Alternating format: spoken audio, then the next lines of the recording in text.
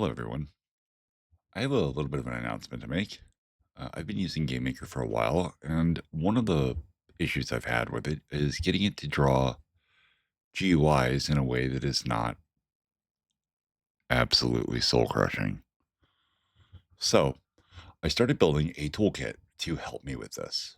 I took a lot of inspiration from my experience with building Windows forms in C Sharp, and I came up with the idea of using controls the same way that, well, C Sharp does. I really like the patterns that C Sharp uses, in that everything is basically generates an event, and then you can hook that event and do something else with it. And you can kind of see my code here a little bit, where you can see I'm doing things very similar to that. And by very similar, I mean it's basically exactly the same thing. It's just written GML, but this is JavaScript. Let's be realistic.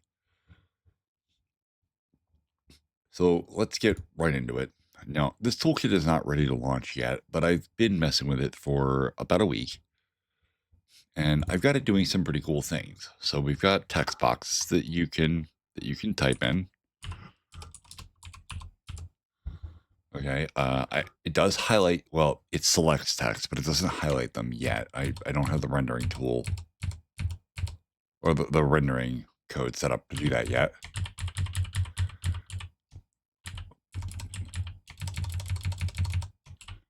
But if you just hold Shift and hit the arrow keys, it highlights the text. Well, it selects the text. It doesn't highlight it because highlight is a visual cue. And I'm working on the math for that. It's a little more complicated than it sounds. There are buttons, and there's some of that event programming you see. When you hit the clear button, it clears both of these text fields. There's a random button. Now, these buttons are all one generic control. It's just a button. That's it. And then you hook the event, you decide what it does. There's a horizontal slider and a vertical slider. I'm working on the tolerances for the vertical slider. That's not 100% perfect, but it's getting there. And then there's this. This I'm really proud of. This is very cool. This is a knob. This was really difficult to do. Math is not my forte, so understanding the trigonometry required to make this happen was a lot of it complicated. I can't even say a little bit. I worked pretty hard on this one. This took me the better part of about 2 days to get right.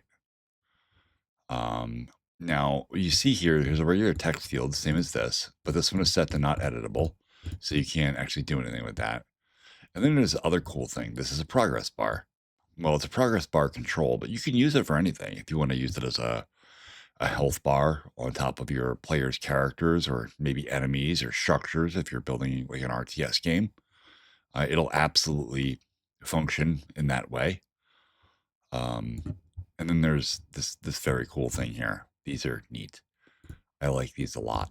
These I'm calling these option wheels because I didn't have a name for them. But if anybody else knows a better name for them, please let me know in the comments. But in code, these are option wheels. These are the same control used over and over again, for different applications. Obviously, this is an input selector, and this one is a resolution selector. And they loop endlessly. I was really, really happy with the way this came. This actually didn't take very long to implement at all. This was pretty easy. This knob, though, you were tough. Anyway, I wanted to make this announcement to let everybody know that I'm working on this, and I am still working on my game too. Um, but I needed to build these GUI tools to make the options menu for my game work right. The other thing that's really important about this is that you're not limited to using these colors. This is a theme. I did something really neat here. I'm doing my code, and this is the theme code.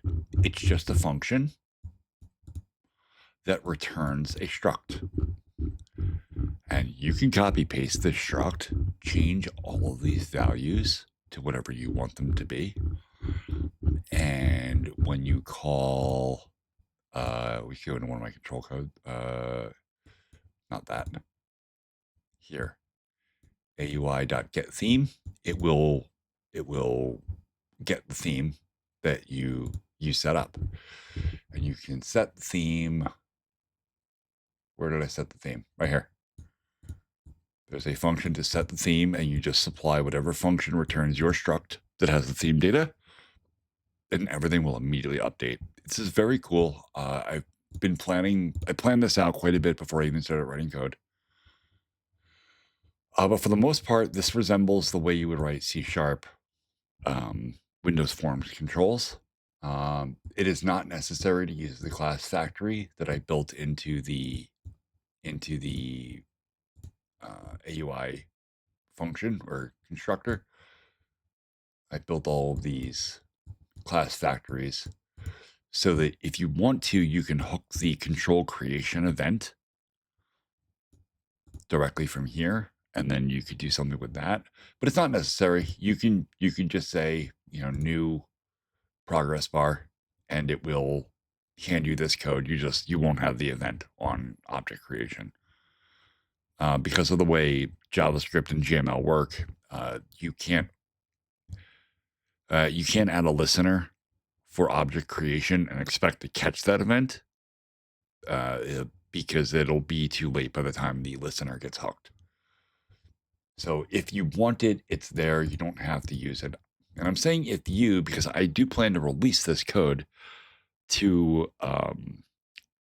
probably my GitHub, but also I will probably make it available on the Gamemaker asset store, or not asset store. I'm sorry.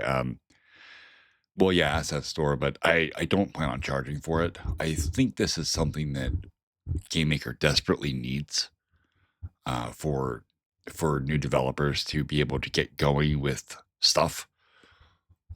Because some of the hardest things that you can make in game are absolutely the GUIs. And if you talk to anybody that's used GameMaker, or if you use GameMaker yourself, then you know that the GUIs are a pain.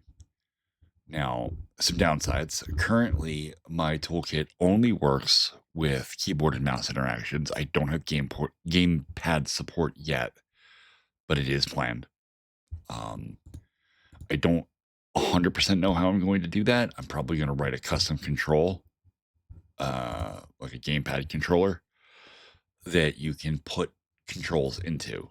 Similar to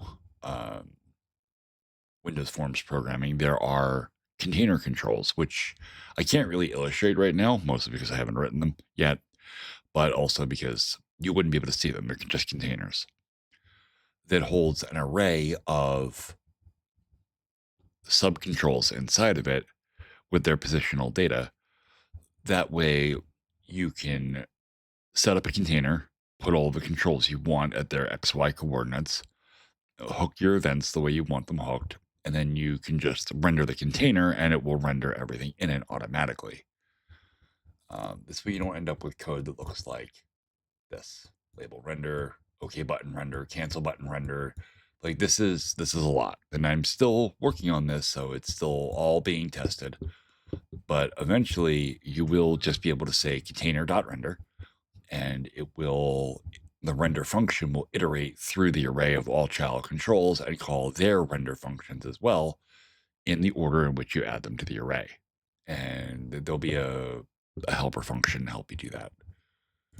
As well, there's a handle input function, which has to be in the step of your controlling object for the room. Any object that has input that you're going to care about, you need to call handle input. Again, the containers will handle that for you, unless you don't want the container to handle that for you. Again, there may be reasons for you to not handle input on a specific control, a la text box. But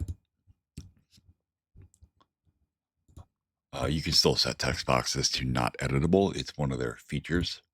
So even if you do fire handle input on it, if it's not set to editable, you can handle the input every game frame, and it doesn't handle input because it's not editable. So that's about all I've got for this right now. There'll definitely be more on this coming up in the very near future. I'm working on this every day. And I'll get it out on my GitHub eventually. And I'll package this whole thing up. It'll be, I believe that a project like this could be a great big asset for anybody especially new people that have any kind of background in JavaScript. If you're just getting into game development and you just start using GameMaker, a tool like this could be really, really helpful.